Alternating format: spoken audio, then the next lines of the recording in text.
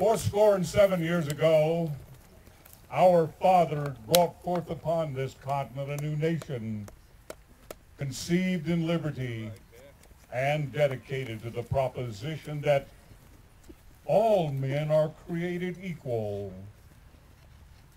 Now, we're engaged in a great civil war, testing whether that nation, or any nation so conceived and so dedicated, can long endure. We are met on a great battlefield of that war.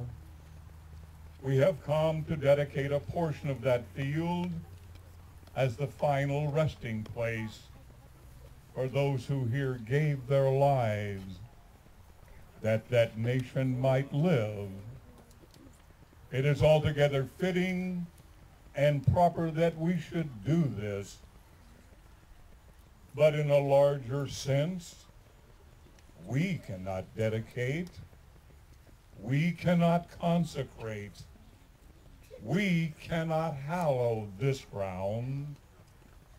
The brave men, living and dead, who struggled here have consecrated it, far above our poor power to add or detract.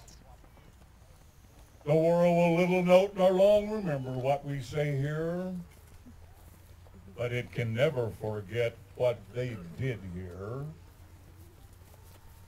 It is for us, the living, rather, to be here dedicated to the unfinished work, which they who fought here have thus far so nobly advanced.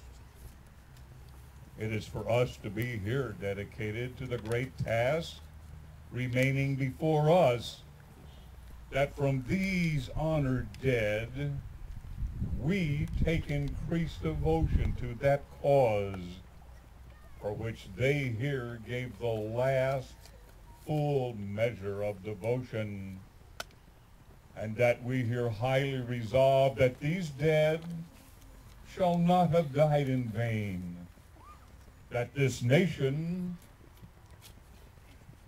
under God shall have a new birth of freedom, and that government of the people, by the people, for the people, shall not perish from the earth.